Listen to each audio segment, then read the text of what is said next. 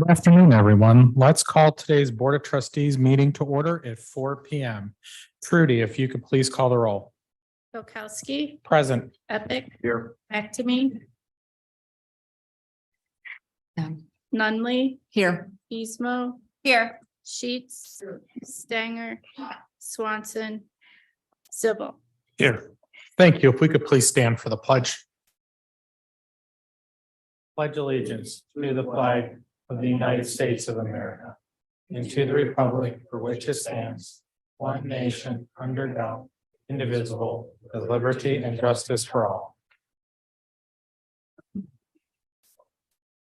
Thank you, everyone. And at this time, I'd like to turn the meeting over to Mr. Zibble to read the mission statement. Laketran is committed to providing quality public transportation services to all Lake County residents, with special emphasis on meeting the transportation needs of seniors and people with disabilities. Thank you very much. I will now turn the meeting over to Mr. Dines for the oath of office for reappointments for our board members.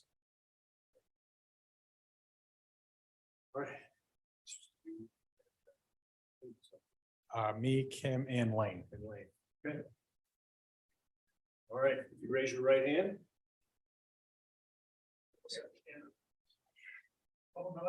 All right. You repeat after me. I state your name. I, Brian Falkowski, Solemnly swear and affirm solemnly swear and affirm that I will support that I will support the Constitution and laws the Constitution and laws of the United States of America of the United States of America and the state of Ohio, and the state of Ohio, and that I will honestly, and that I will honestly, faithfully, faithfully, and impartially and impartially perform and discharge the duties perform and discharge the duties of trustee for Laketran of trustee for Laketran according to the best of my abilities, to the best of my abilities, and that I will not and that I will not be personally interested, be personally interested, directly or indirectly, directly or indirectly, in any contract let by Laketran. in any contract led by Laketran. Thank you. Thank you. Congratulations. Thank you, everyone. Before we go into public comments, I'd like to turn the meeting over to Ben briefly to introduce someone we have in the room with us today. Yeah, so you're all used to seeing our normal group of department heads with us, but starting from today and every board meeting in the future, Joanna from Geauga Transit will be attending our board meeting as the department head for Geauga Transit. So stand up and wave so everyone can see you, Joanna. Hi, Joanne. Welcome. Just thought it'd be good. She'll be part of the groups going forward. And then I also thought I would say Kim is on the way. There was an issue with her training driver, so she will be here shortly. Okay, that's great. Thank you and welcome. Are there any public comments in the room today? Seeing none, we'll move on to the approval of minutes. Is there a motion to approve the Laketran Board of Trustees Board Meeting Minutes of April 24th, 2023? So moved. Motion made by Ms. Pismo. Is there a second? Seconded by Ms. McNamee. Trudy, if you could please call the roll. Epic, Yes. back to me. Nunley. Yes. Pismo. Yes. Sheets, Stanger, Swanson, Zibble. Yes. Thank you, everyone. Moving on, is there a motion to enter into executive session to prepare for negotiations or bargaining sessions with public employees concerning their compensation or other terms and conditions of their employment pursuant to section 121.22 G4 of the Ohio Revised Code? Motion made by Ms. McNamee. Is there a second? Seconded by Ms. Nunley. Trudy, if you could please call the roll. Epic. Yes. Back to me. Nunley, Yes. Pismo. Yes. Sheets. Zibble. Yes. Thank you. Please let the record reflect. We're going into executive session at 4:04 p.m. We will invite our legal counsel, Mr. Dines, and our CEO, Mr. Capel, to stay with us. All right. Thank you, everyone, for coming back. At this time, I'm going to have Brandon. I'll turn the meeting over to Brandon to swear in Kim. Thank you, Mr. Chairman. All right, Ms. Stanger, if you'd raise your right hand, please. I state your name. I, Kim Stanger, Solemnly swear and affirm solemnly swear and affirm that I will support that I will support the the Constitution and laws the Constitution and laws of the United States of of America the United States of America and the state of Ohio, and the state of Ohio, and that I will honestly, and that I will honestly, faithfully, and impartially faithfully, and impartially perform and discharge the duties perform and discharge the duties of trustee for Laketran of trustee for Laketran according to the best according to the best of my abilities, of my abilities, that I will not be personally and that I will not be personally interested directly or indirectly interested directly or indirectly in any contract let by Laketran. in any contract let by Laketran. Congratulations.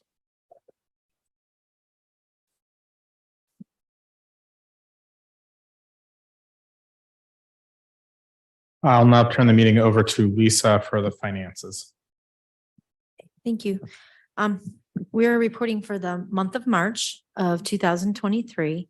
As you can see from our revenue, we are pretty much on target. We're a little bit over, and that overage is across the board, just a little bit on each thing, such as sales tax, fair revenues, a little bit of the federal funding and miscellaneous increases.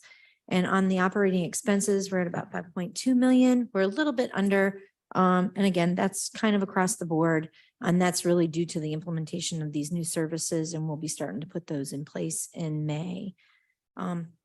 So if we could turn to the next page.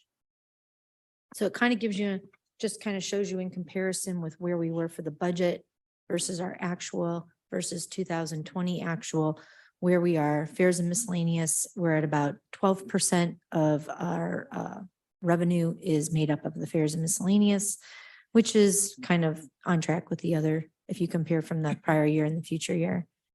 Sales tax, kind of the same thing. Again, I'm just going to highlight because you can see a significant difference in 2022, not so much on the sales tax, but on the federal and state.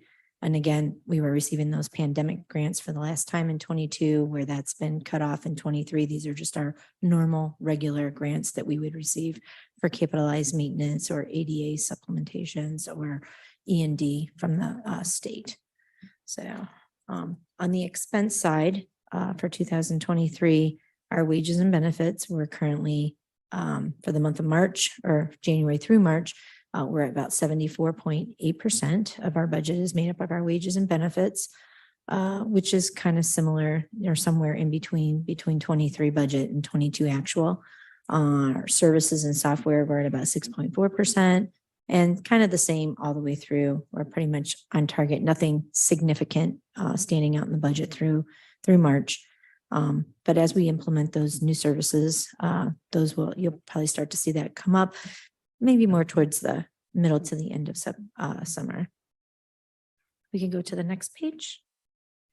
And then we kind of change the how we do the cash balance, which is kind of showing what the cash is, which is the first line item. Our minimum operating balance, which was approved by the board by resolution a few years back, which is approximately 5 months.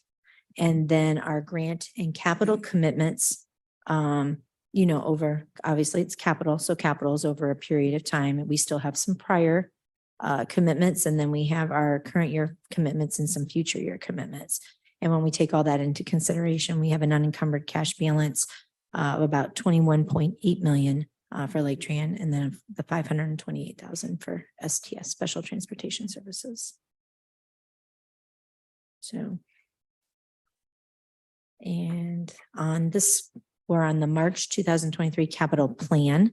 Kind of gives you an idea. There is more detail in your packet, but this is just an overview from a federal, state, and local standpoint on what our total expenses are estimated via the plan from 2023 through 2027. And we have about 58.6% on the federal end, 0.2% on the state end, and 41.1% on the local. And in the future years, those may change a little bit. You might find you'll able to get some grant funding and it'll be a little less on the local and a little more on the federal.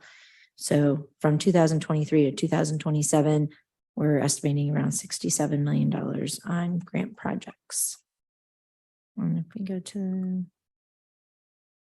okay, so I'll stop at STS right now. Is there any questions regarding our normal operating budget at all? Okay. And then for STS, I just want to highlight one thing. The rates for STS were increased around the end of April, beginning of May. So we don't see that in the revenue as of yet because this is still in March, but just to kind of head that up, we should see that increasing in the future. So right now, our current for 2023 revenue is about 22,000. Our operating expenses are about 51,000. Just the reason why that's up a little bit, we pay our insurance and that was all paid at one time. It's usually sometimes it's in January, sometimes it's in February, sometimes it's in March. I think this year it hit in March. So if we go to the second page, kind of give you an idea and show you the details so you can see that on your expense side, the insurance, about 9,000, that represents the whole year. So obviously, the majority of the revenue on this is going to be our fares. It's all on what we charge. And then on the expense side, just kind of standard wages and benefits. Obviously, it's a service, so that's going to be our highest expense. Was there any questions for STS? Yeah, why do you think the fares are so much lower than budget? Well, our fares hadn't been increased in quite a while because when we first started this, we started it right before the pandemic. Then the pandemic hit and we didn't really do much with it or use it. It's mainly used by the senior centers and stuff. And I would say that mainly because those rates were old and we didn't do much with it. We were trying to encourage people to try the service and use it. And I mean, we do get a lot of people or groups like the senior centers and Lake Erie colleges, Lakeland College and that. So I do think we'll see that go up. Okay. But there was a significant increase in those rates going forward. So hopefully we'll see that hit sometime when we do the report in May, which will probably be towards the end of the summer. Thank you. Okay, you're welcome. We do have one other kind of thing that is important to be aware of in STS, and it's a little bit of a chicken and egg situation. So when we started STS, we thought we'd have a better lead up to see how well it worked, and then the pandemic hit. So the buses are about 20 years old that run this service, and they are becoming very expensive to maintain. So as far as when we look at sort of revenue and expense, it's starting to get hard to balance it. Part of it because of how old the buses are and kind of keeping them in good shape. So we're working on some financial analysis of what it would look like if we replaced those buses and kept the service running like it is. But at some point, we are going to have to sort of either replace the vehicles or not provide the service anymore. There'll be more to come on that. I'm not going to make any decisions or anything soon, but the buses are, they're retired commuter express buses. And so they are 2004s. So they're 2004 buses, actually 2003 when it's delivered. And so they are hard to find parts and some other stuff. So that's also why you see the expenses are kind of high for this service, because maintaining a 20-year-old bus is expensive. So we'll come back to you with some more detail about that and about what it might look like if we did replace buses or if we just didn't want to provide the service anymore. But something to be aware of when you're looking at the financials. Is the ridership that high that a large bus is necessary to deliver? I spent some time with Matt to analyze the ridership right now. And so right now the buses are 47 passenger.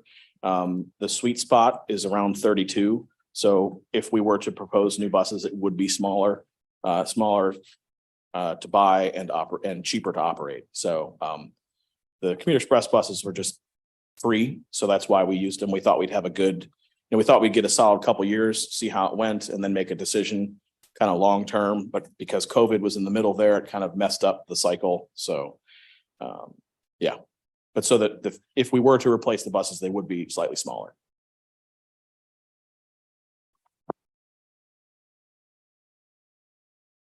Any other questions? Seeing none, is there a motion to approve the March 2023 operating and STS financial statements subject to audit and capital plan review? Motion made by Ms. McNamee. Is there a second? Second. Seconded by Ms. Stanger. Trudy, if you could please call the roll. Epic, Yes. McNamee, Nunley, Yes. Pismo, Yes. Sheets, Yes. Stanger, Yes. Zibble. Yes. Lisa, it looks like we'll be staying with you to talk about the Geauga Transit 2023 operating budget. Sure. So we all work together in this transition trying to put this together, and this came up with our best estimate. And Geauga Transit budget is a really tight budget. So when we were going through, there's actually two pieces to this budget. One is going to be the operations and the operational dollars that they currently get on a regular revenue stream for part of June through the end of December. And that is the $1,050,000 budget. And then the second piece is the transition budget. They kind of go hand in hand together, but they're separate, because the transition piece is coming from the state and it is coming directly to Laketran. And that really is like a one-time thing. So we didn't want to intermingle that with the regular budget, since it's just helping us in the transition of moving these two transit agencies to work, to be able to work together. And so on this piece, this is the transition budget, which Andrea has worked with the state and with Geauga Transit to kind of, and, you know, Tony and all the pieces and parts to make this up with, and Julia, you know, on what each of their pieces would be in order to make this a smooth transition.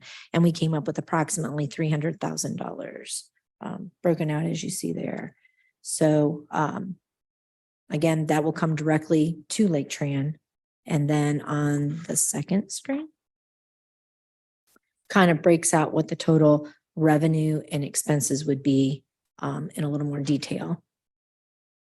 So I do see, I mean, there is a cash carryover balance. We estimated that because we weren't exactly sure, you know, moving over how that was going to be. And so we included it all in there, knowing too that there might be some extra expenses on Geauga Transit side too. So.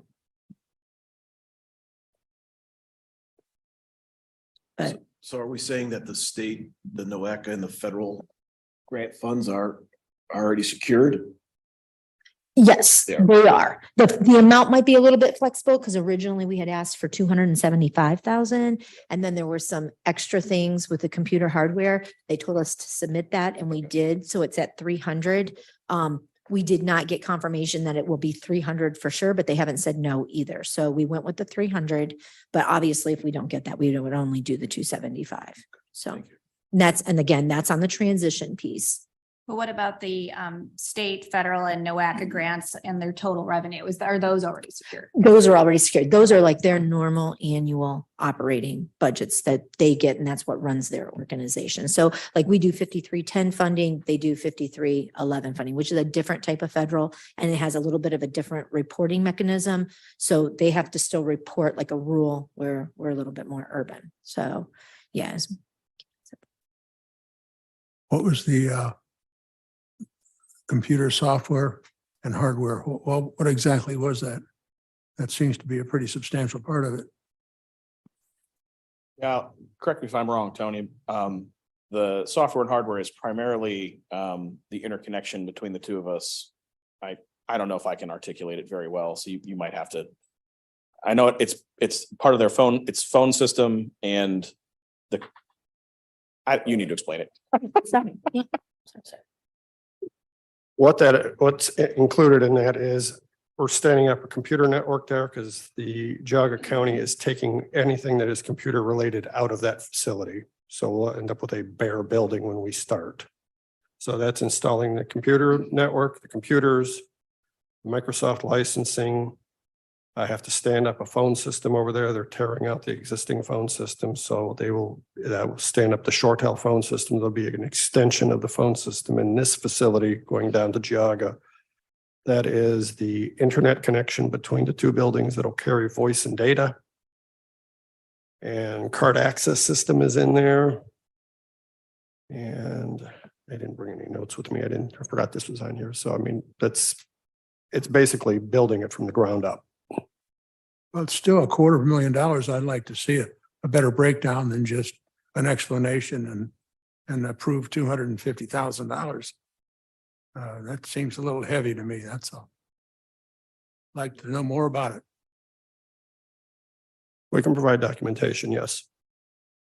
Pardon? We can provide documentation, yes. Okay. Tony? I'm a little bit confused. I thought we were talking about computer hardware and software of 109,000. You just mentioned $250,000. Well, the computer software is the 145 on here, and then the computer hardware and software is about 109. I also think part of that too is like the website, I mean, everything. So everything belonged to Geauga County and all of that is being taken away and you're starting fresh, with like, so the marketing piece is, relabeling, doing letterhead and all that type of stuff. And then on computer software, there's just a multitude of items. Okay, and if you could clarify where the funds for the transition budget, that is coming from the state? Yes, this piece here is the transition budget. This is the one-time budget and the state is providing the funding for all of this. Okay, There's not that's- even a local match. It's a complete 300. That's a very important piece. Thank you. You're welcome.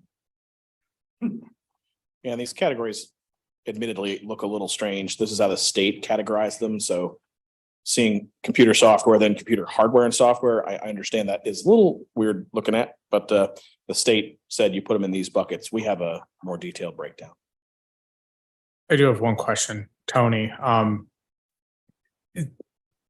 Because of you define the scope very well of the work that has to be done there. Do you have a third-party consultant that's like boots on the ground that's doing all this work, or are you doing all of that? So as part of that computer hardware and software costs, that is, I have a quote out right now to Logically, which is previously known as Cornerstone.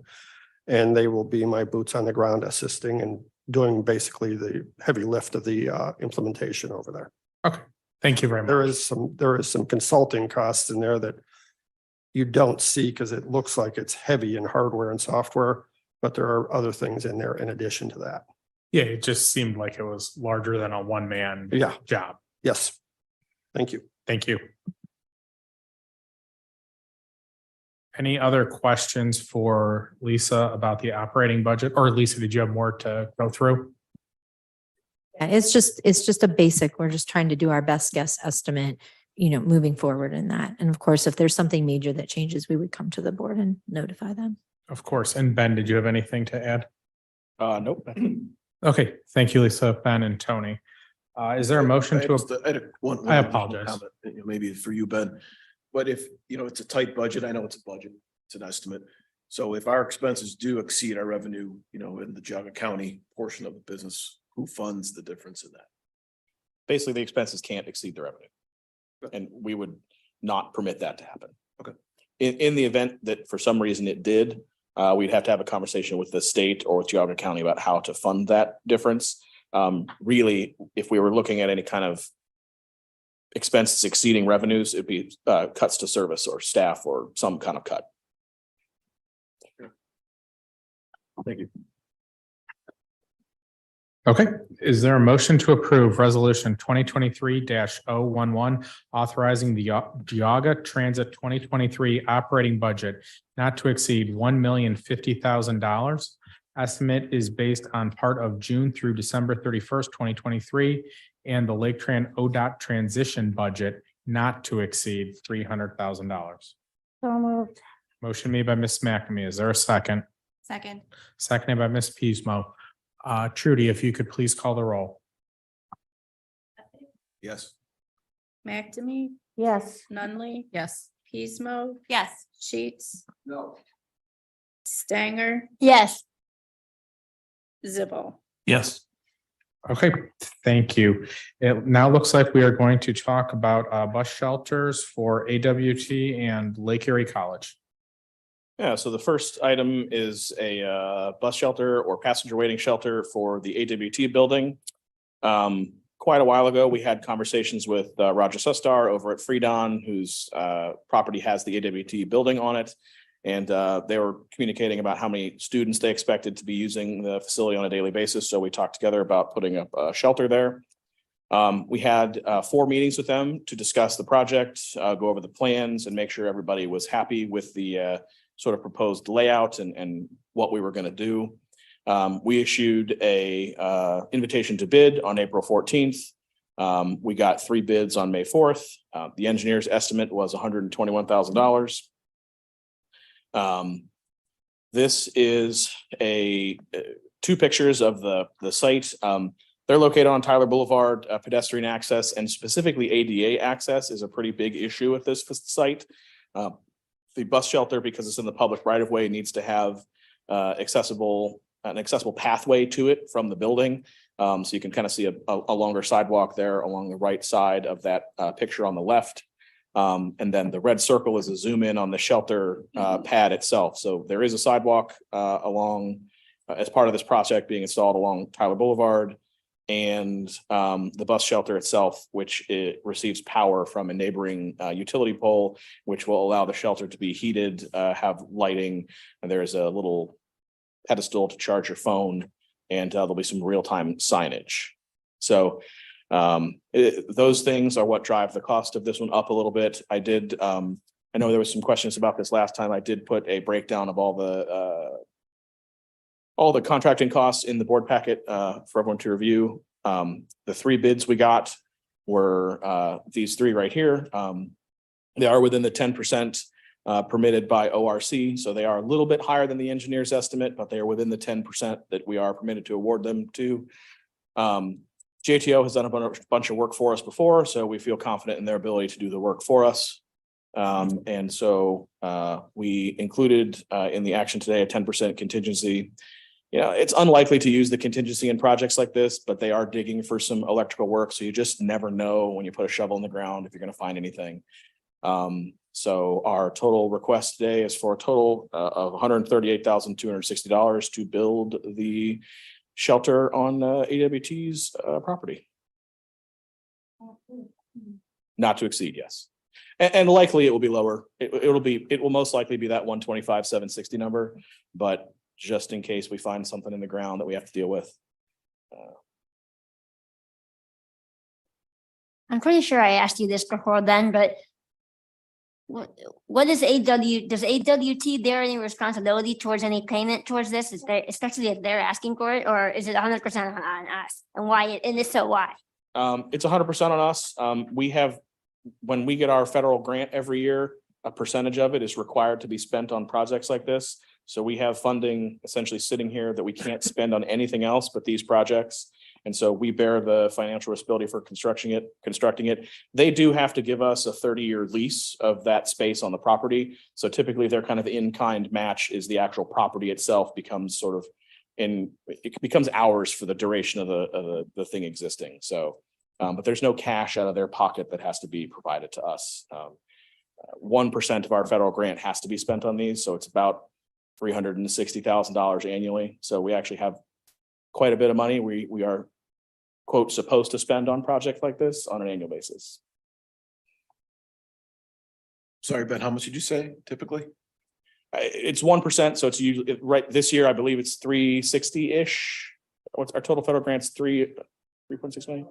Excuse me. Our federal grant this year is about 3.7 million. Okay, so 370. Okay, thank you. Any other questions for Ben? Is there a motion to approve resolution 2023-012 authorizing the CEO or his designee to enter into and execute a contract with JTO for the construction of a bus shelter at the Alliance for Working Together Transformation Training Center at a cost not to exceed $138,260? So moved. Motion made by Mr. Zibble. Is there a second? Seconded by Ms. McNamee. Trudy, if you please. Epic, Yes. McNamee, yes, Nunley, Yes. Pismo, Yes. Sheets, Stanger, Yes, Zibble. Yes. Thank you. And now let's move on to the Lake Erie College Bus Shelter. All right. A similar scenario. I won't go through all of the details again. We put it out to bid. We received three bids. Engineer's estimate on this one was for $160,000. This bus stop is unique. It is currently served by Route 1, which is our busiest bus route. When the Lake Erie College service starts in August, it will be served by both services. So on Menor Avenue, Route 1 will stop at this shelter, and then on the campus's property, the shuttle will stop at this shelter. So the shelter is becoming a sort of dual purpose for both our busiest route and for Lake Erie College's shuttle. There is an existing shelter there. It's in sort of moderate condition. So this project does replace it in essentially the same place. It gets a little larger. So on the left, you can see the existing shelter at the bus stop. On the right, you see the plans for the new. There are 2 shelters. So you can kind of see on the picture on the right, Menor Avenue is sort of to the top left. And then the College Drive is sort of to the bottom right. And so you can see that whole space allows passengers to use both sections of the waiting area. There are 2 shelters at this location, which is a little unusual for us, but we do the ridership we expect on the college shuttle is somewhat significant when it's in operation. Then there's also 2 benches there. Both of these have heat and light in them, and there is another charging hole for someone to charge their cell phone. This one also will have real-time signage for the customer or for the customers. This one, the bids came in under the engineer's estimate. Lake County Landscape and Supply. Again, they've done work for us before, so this is a known vendor we've got a good relationship with. This one, the main reason it's slightly more expensive is because the 2 shelters drive the price up. Those little buildings are sort of more money than you would commonly think by looking at them, which is kind of frustrating for most of us. And so that's what drives this one's cost up a little bit. This one also has power that's being taken from a little bit distance away from a Lake Erie College building. The benefit to us is that they're paying for the electricity. So there is a higher upfront cost to get the electricity to the facility, but we don't have to pay any bills for it. So it in the long run, it's good for us. My computer just went crazy. Sorry. There we are. So again, we have a 10% contingency in this one. And again, due to the electrical sort of trenching to get to the bus stop location. So we put the 10% contingency in again. So what we're asking for is a total not to exceed amount of $166,161. I will say we had quite a few meetings with the staff over at Lake Erie to determine what the best way to do this was. We had probably 6 or 7 meetings with them. There at some point is another shelter planned for somewhere on campus for part of the shuttle, but they wanted to run it for a little while first to make sure that's the exact location they want it before we do any investments. So I don't think that'll come to the board this year. I sort of expect next year, but there ultimately we do have another one sort of in the works at some time over on their campus. So same deal as AWT, they have to give us a 30-year sort of I can't lease Ground lease. Ground lease, yes, for the I couldn't think of the right word for the building, which is required by the feds. So yeah. So with Lake Erie College, they've had some leadership changes recently. You don't anticipate that changing anything with the relationship? I don't think so. The shuttle contract is already completed and the dorm is still scheduled for opening in August. I met with a member of their board's facilities committee as part of this process. So their board was involved in the review of the location of this thing, along with numerous, they had the president, I forget the lady's name that was also involved in the process, and then their director of facilities. So there's quite a number of people involved in this sort of visioning process. And so they approved in writing, they approved the design before we went to bid. So I don't have any issues or concerns. Great. Any other questions for Ben? Is there a motion to approve resolution 2023-013, authorizing the CEO or his designee to enter into and execute a contract with Lake County Landscape and Supply for the construction of a bus shelter at Lake Erie College at a cost not to exceed $166,161? So moved. Motion made by Ms. Pishmo. Is there a second? Second. Seconded by Ms. Nunley. Trudy, if you could please call the roll. Epic, Yes. McNamee, yes, Nunley, Yes. Pismo, Yes. Sheets. Yes. Stanger, Yes. Swanson, Yes. Zibble. Yes. Okay, thank you, everyone. Ben, I will turn it over to you for the 6-month look ahead and the CEO report. Sounds good. Not a whole lot of changes from last month. June, we'll see the federal grant authority come to the board. We also have replacement dial-a-ride buses. and the Public Transit Agency Safety Plan, which I always stumble when I say that. Most of those are routine. We do them pretty regularly. Also the Title VI plan, same thing, just a routine update to add Geauga Transit. Just a reminder again, I know I've been saying it a bunch, but July is our off month. August we'll have bus advertising come before the board. We do this every 3 to 5 years. This time it'll include Geauga Transit. These next slides are a little broken up because of the size of the documents, but in August we'll have snow plowing. So same thing, we'll be adding Geauga Transit to it. We typically spend about $103,000 annually on snow plowing for all of our sites. So when we add Geauga Transit in, we're expecting a budget of around 120, but we'll see what happens when we go to bid. You know, since the prices we're currently paying are 3 to 5 years old, I expect these to go up. We're not exactly sure how much, but we think about 120.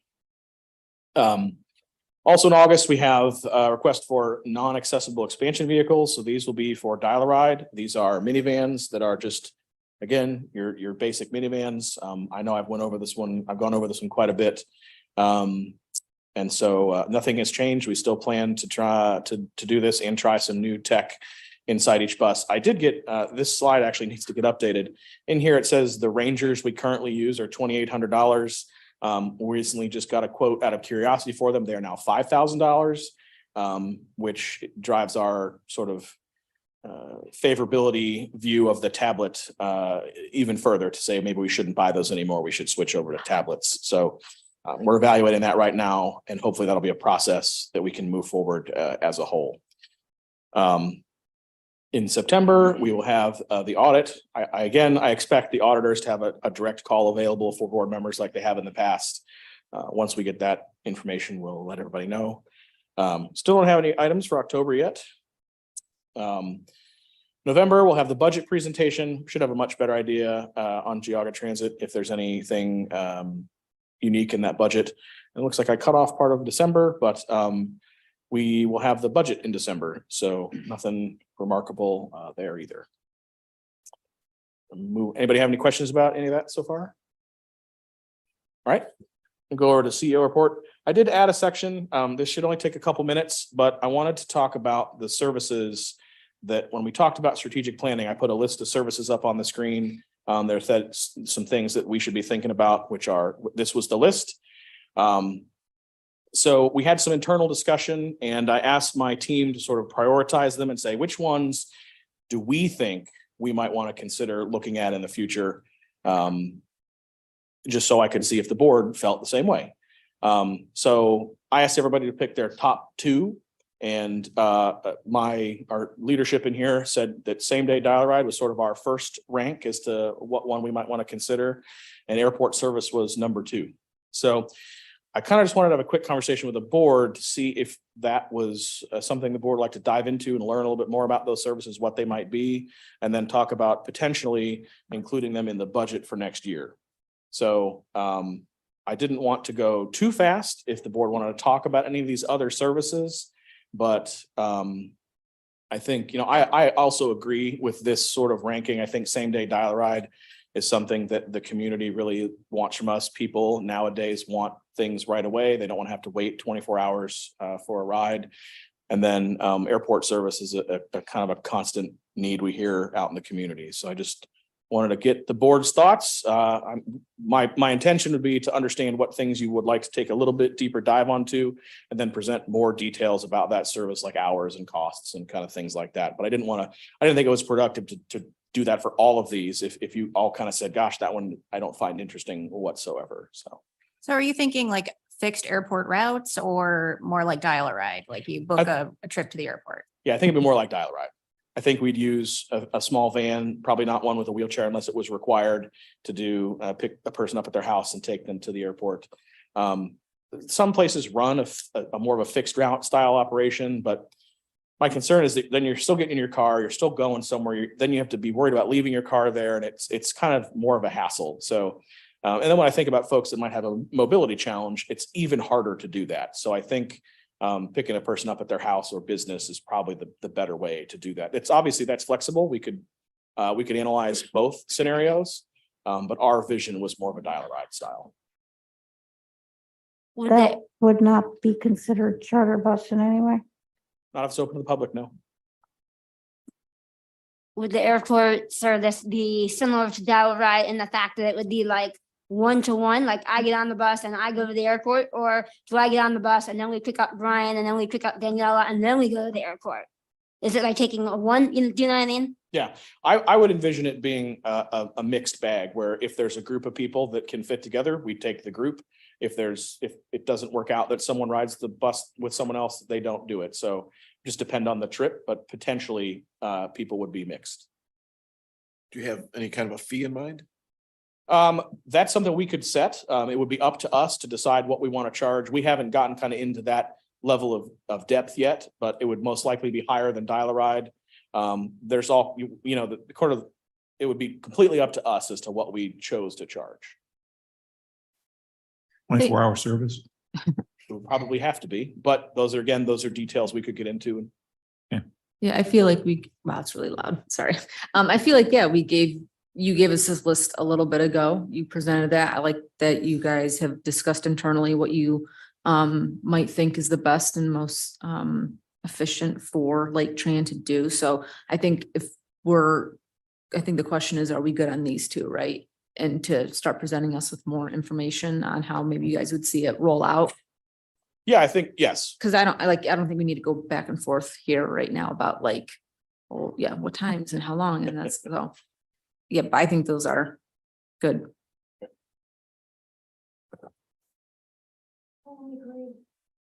I totally agree with the airport service. I have a lot of questions about same-day Dial-A-Ride versus Sunday service, which has also been begged for a good 20 years. I'm not sure what you have in mind when you say increased Dial-A-Ride or what late night service means. For example, is the latter that applicable to the whole system or just one mode? These still have a lot of flexibility with what they can or can't be. Okay. I was trying to sort of narrow it down because we could sort of talk about these in nebulous fashion for a long time. I want to try and focus the conversation into broad topics, which is why I sort of wanted to present these as the way we did. Well, I understand that, and I'm not criticizing that, but there are other things here that impact Dial-A-Ride service, and knowing the disability community is looking for more equitable service, we have access, but now it's more of a focus towards equitable. I personally would like to know what other options, and I'm not talking, in a lot of detail, there might be for Dial-A-Ride. I know same-day Dial-A-Ride is something people want, but I think we also have to take in a cost consideration. Dial-A-Ride is our most expensive service. So I think, if we could have a little more idea of what the other options for Dial-A-Ride might be, I would like to see that. Well, I think you have to start somewhere. As like you said, you don't want to prepare notes and time and blah, blah, blah on 6 different things. When the reality is you're only going to be able to do them one at a time, maybe 2 at a time at the most. So if this is where you and the staff feel that is the best place to start, what you're hearing and what you feel like is a starting point or a most important, not that they're all, because the reality is everyone could probably, there's people in the community that could benefit from all of these things, if not multiple of the things on the list. I know I personally could benefit from, probably at least half of them.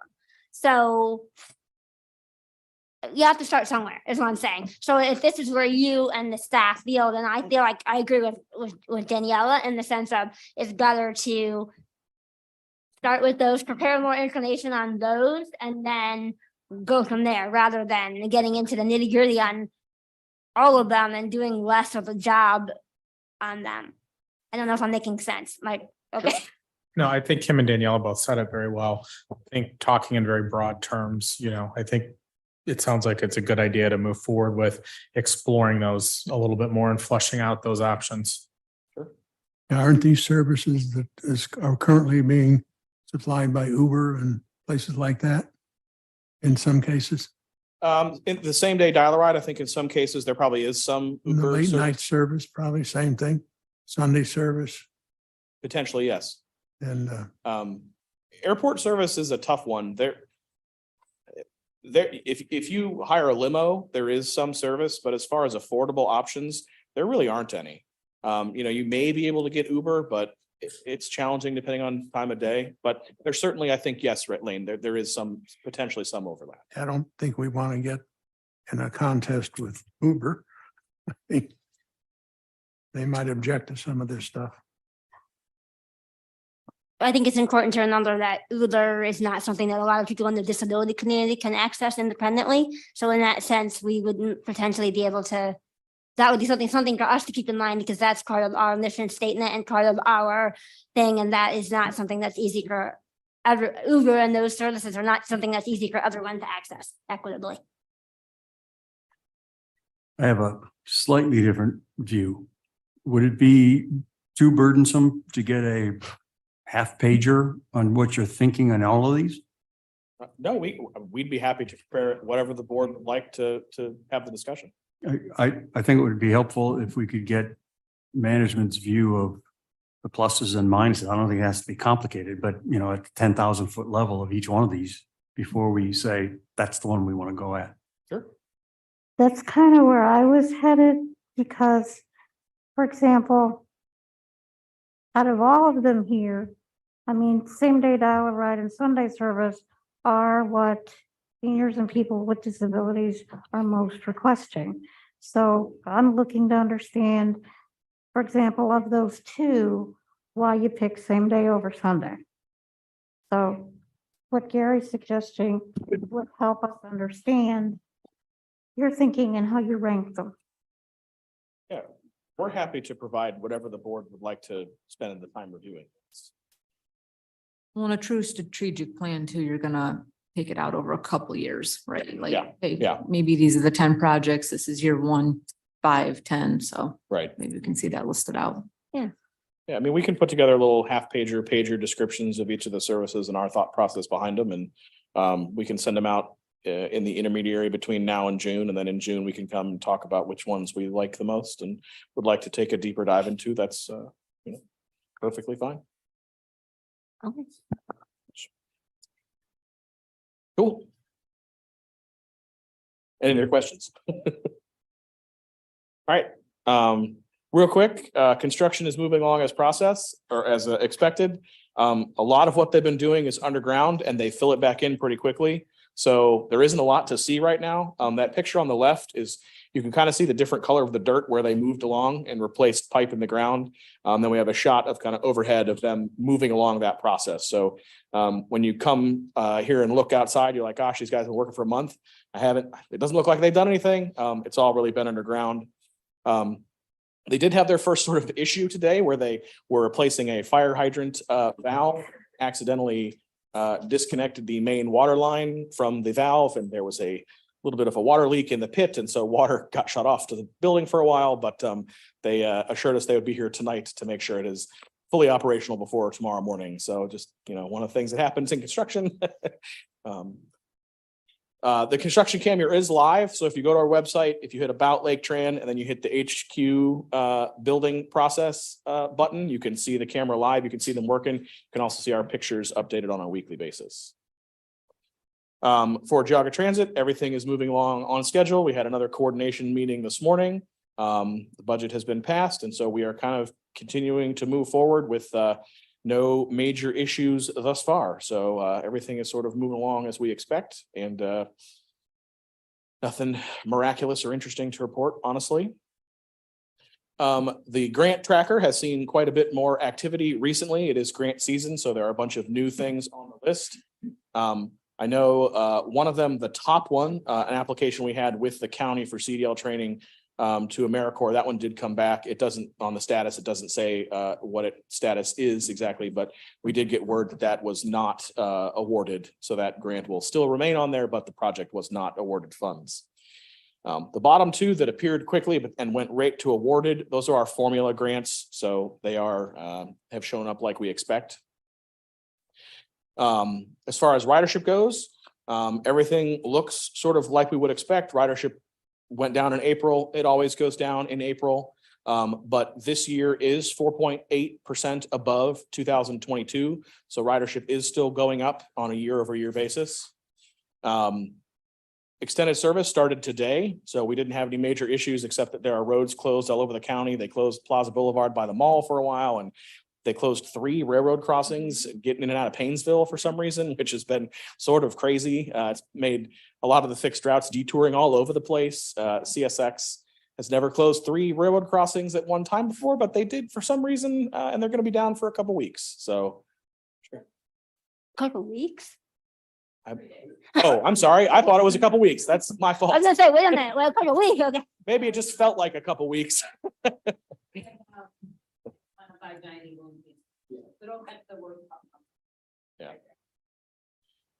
Really happy to report that denials are really still staying well below average, which is a good thing. They may come up slightly as we kind of put the extended hours on the road, but they still are at below historic averages by a significant amount. And then one other thing I'd like to invite the board to, if they are interested, we just scheduled this last couple of days. We have hit our 25th million rider. So we have communicated with a rider named Tammy Brooks, who's 51. She lives in Willoughby Hills. She takes us to work and has done so for 22 years. And so we're going to surprise her. She does know about it, but we kind of surprise her with a little ceremony and give her some balloons and kind of say, congratulations and thank you. So any board member that would like to come to that, it will be at 4 o'clock on June 6th at the Papillion Enrichment Center, if I said that correctly, in Willoughby Hills. Did I say it wrong? I'm sorry. Papillon, I don't know. It's French for Ben couldn't say it right. That concludes my report, unless anyone has any questions. Yeah, I just had a quick question. Can you go back to the grant checker for 1 Sure. second? I don't know if this is a question for you or for Andrea. Do they ever give you feedback on why a grant, you said that an AmeriCorps grant was not accepted. Do they ever give you feedback on why? Yeah, you can request a meeting with the granting agency to hear feedback about your grant. We were a partner on this AmeriCorps grant with the county senior services. So they're the ones that actually submitted the grant. But I can follow up with Aaliyah and see if they're going to request that feedback. I just would be curious to know if there's a specific reason or anything that we would be able to learn or benefit from, for future grant opportunities. Yes, absolutely. There's always good feedback to get so you can improve your application for next time. Yeah. Thank you. Okay, we'll move on to old business now. In old business, there was a rules and regulation meeting last week. And Mr. Zibble, are you able to give a brief synopsis of that? Brief? There's quite a bit covered in that discussion, and Are you able to give a synopsis of it? I'll do my best here.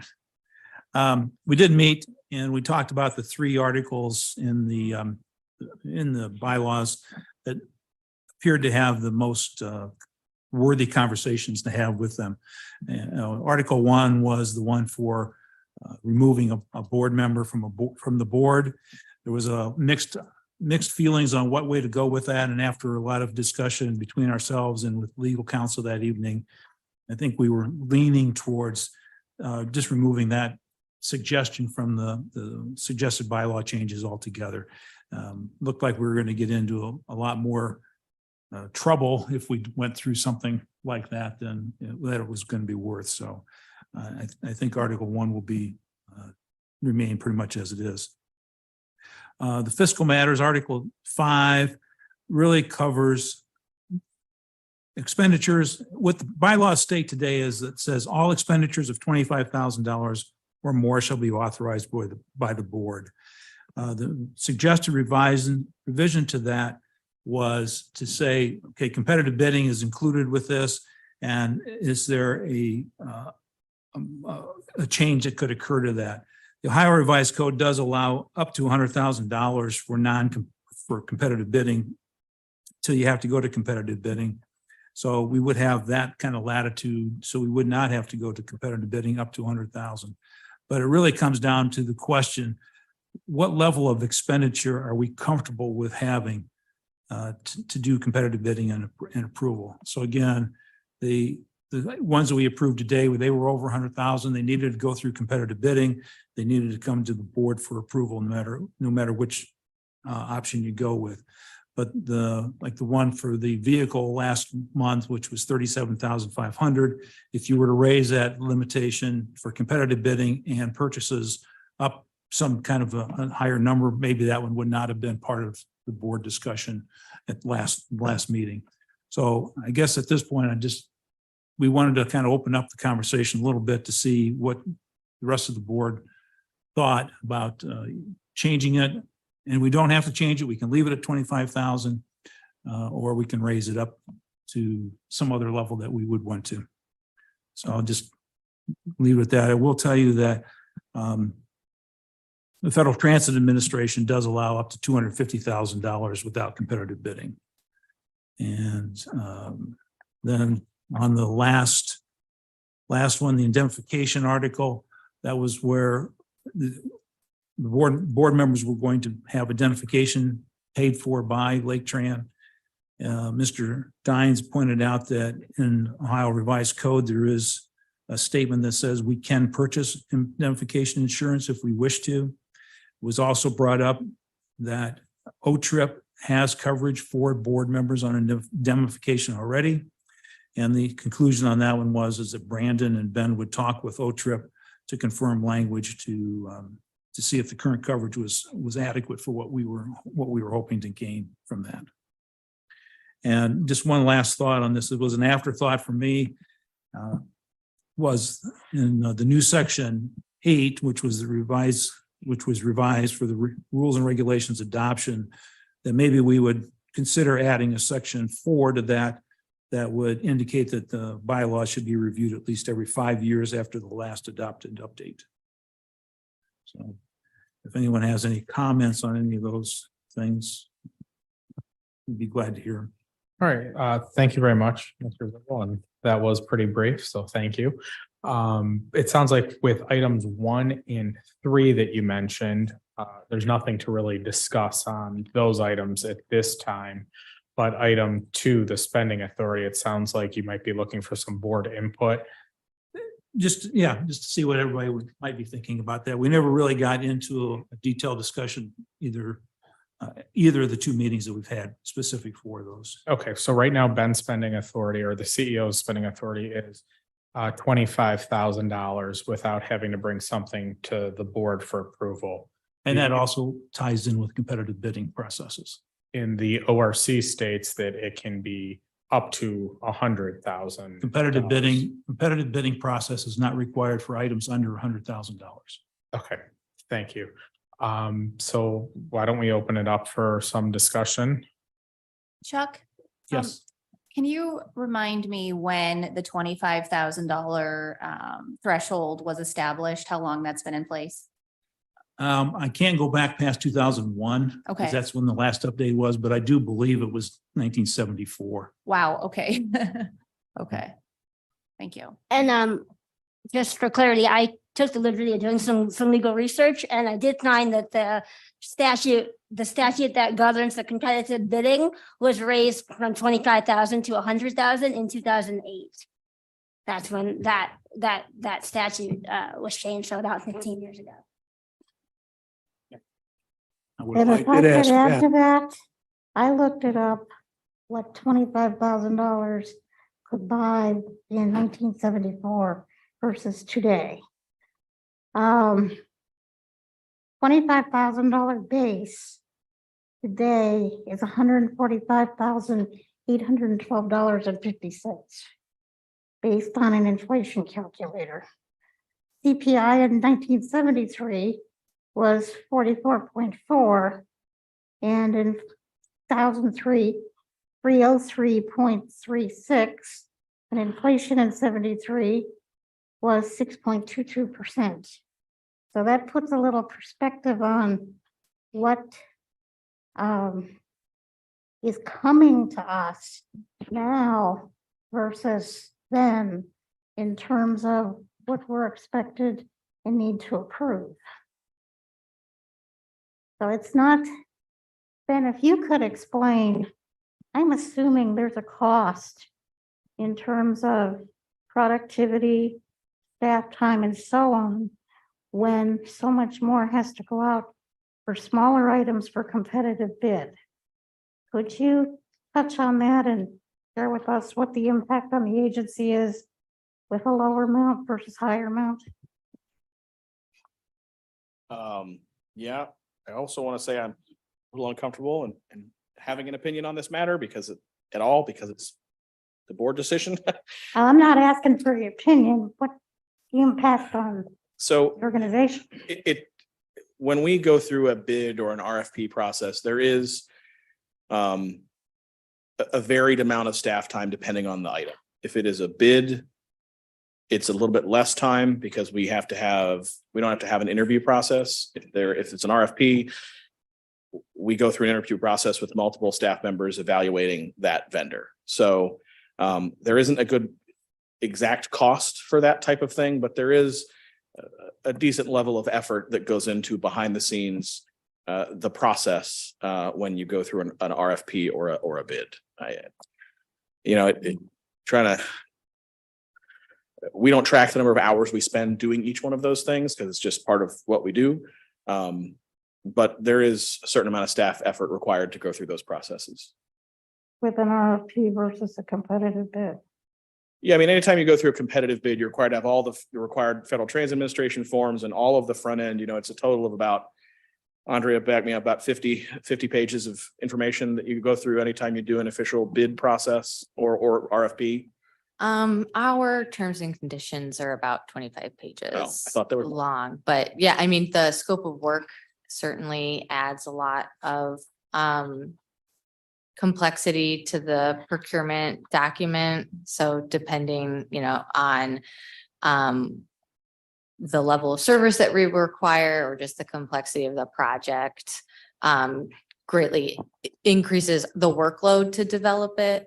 And also, once proposals or bids are received, the amount of work it is to actually review the what comes in.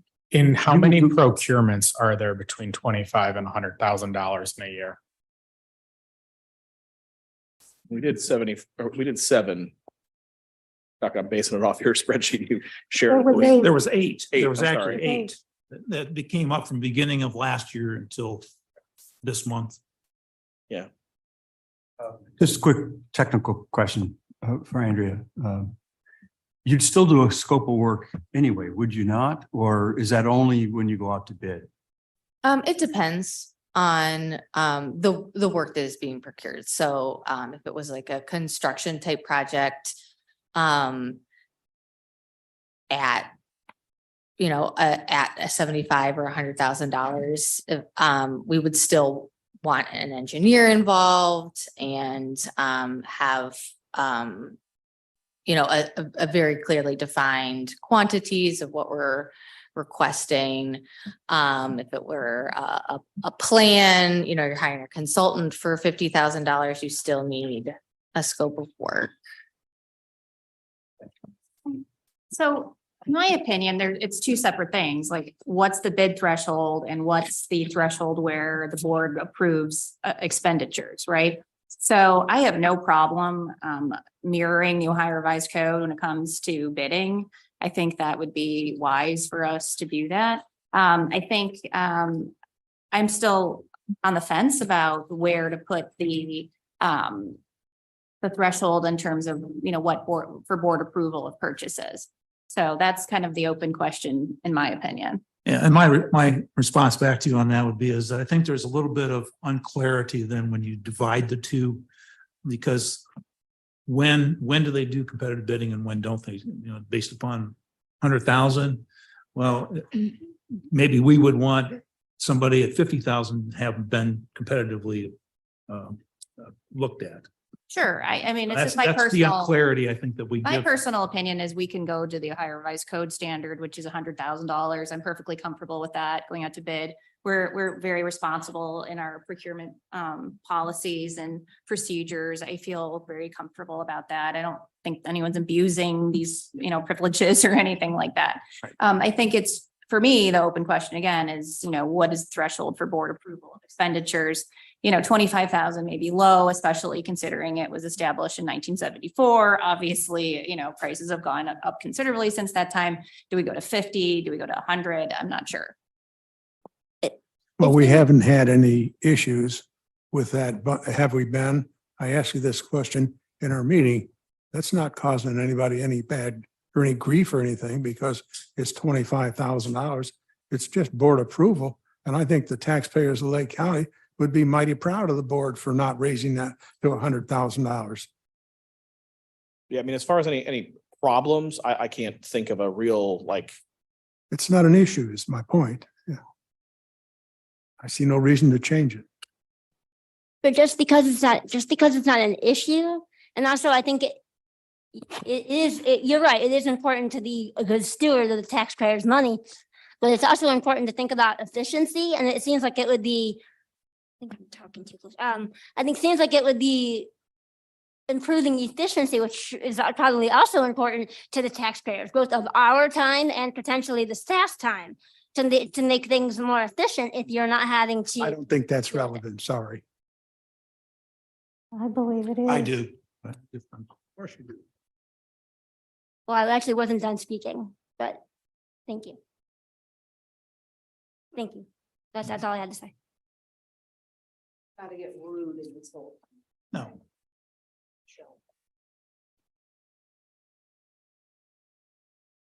I do think, there's good arguments on both sides.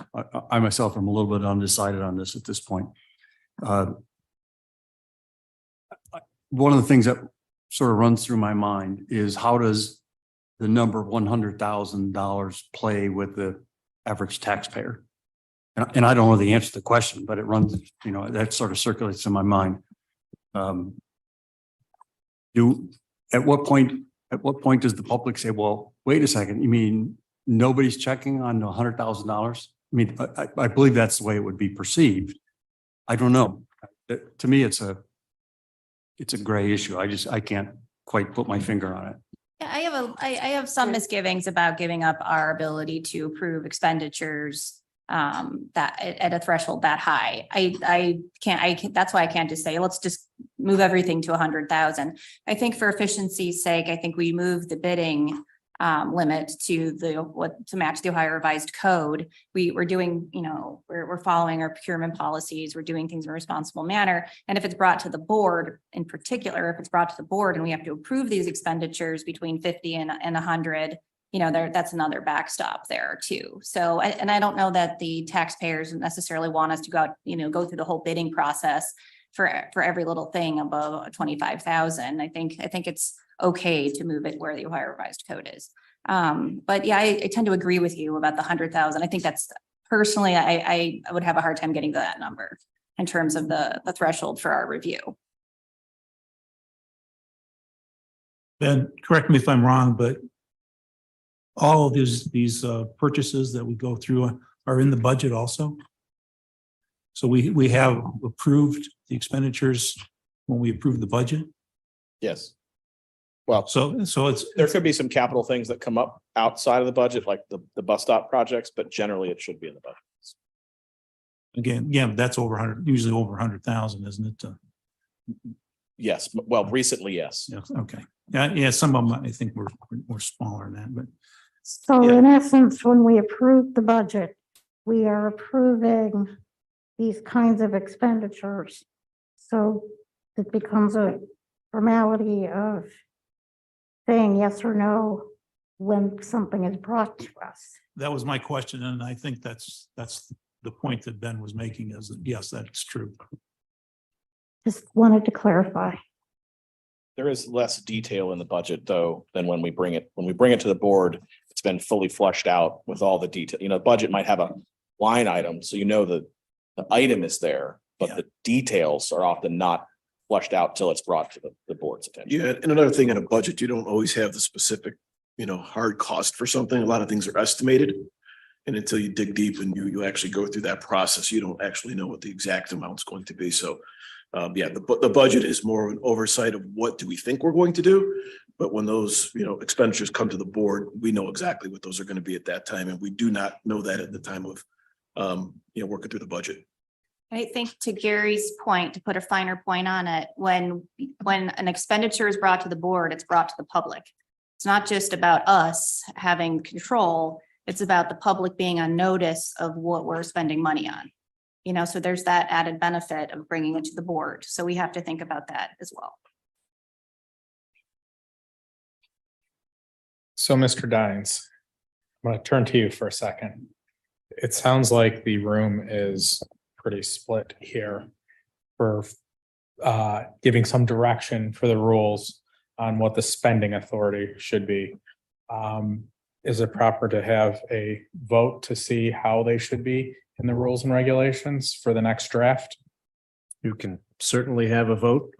Whatever everybody's pleasure is fine. If it's a simple motion that there's a vote taken to incorporate that in the rules and regulations when in fact they are drafted, that's acceptable. Or if there's a need for further discussion, the board can, of course, take that up at any other time. Could be a much less formal vote where it's just should spending authority be increased from $25,000? Or is that too lax on procedure? Well, perhaps a little too lax. Yeah. If anybody would like to make direction. a motion at this time for their position, I'd be happy to entertain it. May I make a suggestion, Mr. Dines and Mr. Falkowski? You may make a suggestion. What if we put 2 levels to the vote? 100,000, if that fails, we go to 50,000. What does everyone think about that? I'm going to speak for myself. I would prefer to have 100,000 and 25,000. Well, I would too, but I don't know that everyone agrees with it, but I hate. Let's to see not if anyone makes a motion one way or the other. All right, I'm going to move that we increase the amount to $100,000. Okay, Ms. McNamee has made a motion for the drafting of the rules and regulations to increase the general manager's spending authority to $100,000. Is there a second?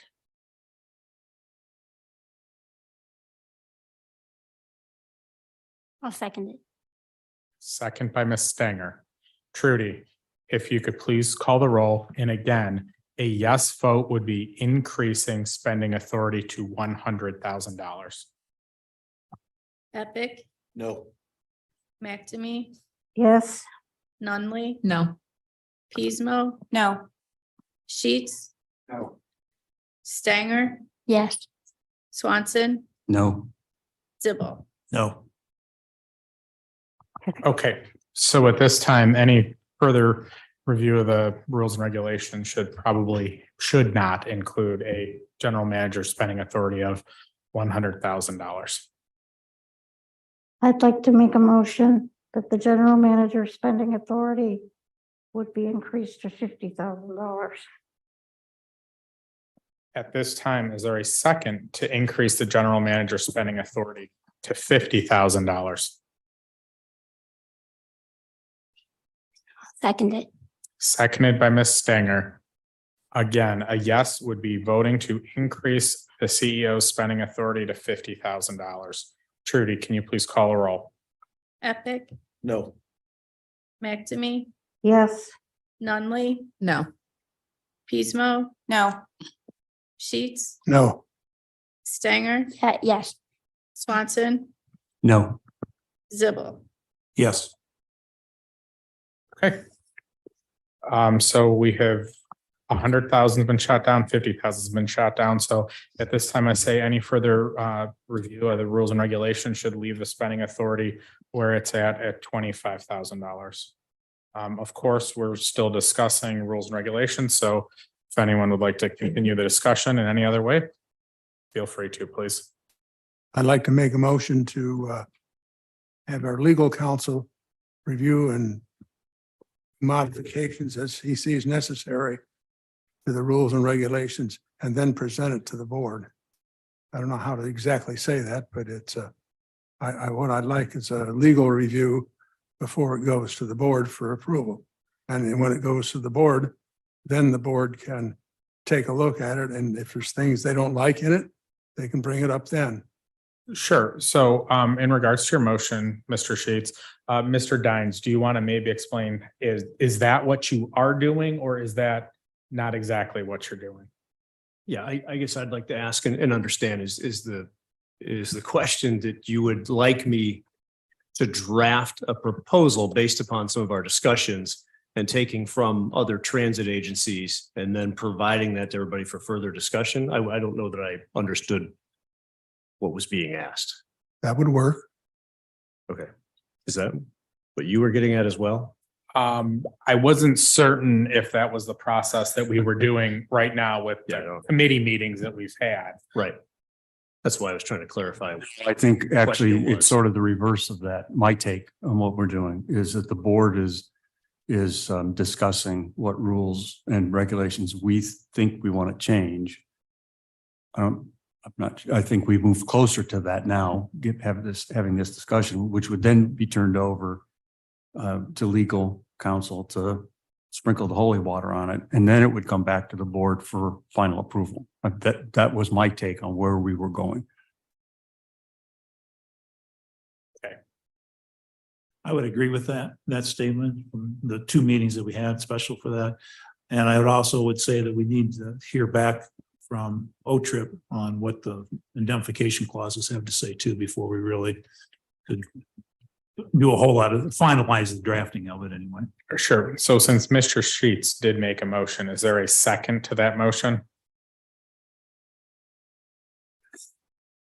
Okay, there is not at this time. Any other discussion on rules and regulations? Okay, so thank you, everyone who's been working on the rules and regulations and who's been showing up at the meetings. Thank you for all of your help. Is there any new business in the room? Seeing none at this time, is there a motion to adjourn today's Board of Trustee meeting? So moved. Motion made by Ms. Pijmo. Is there a second? Seconded by Mr. Epic. Trudy, if you could please call the roll.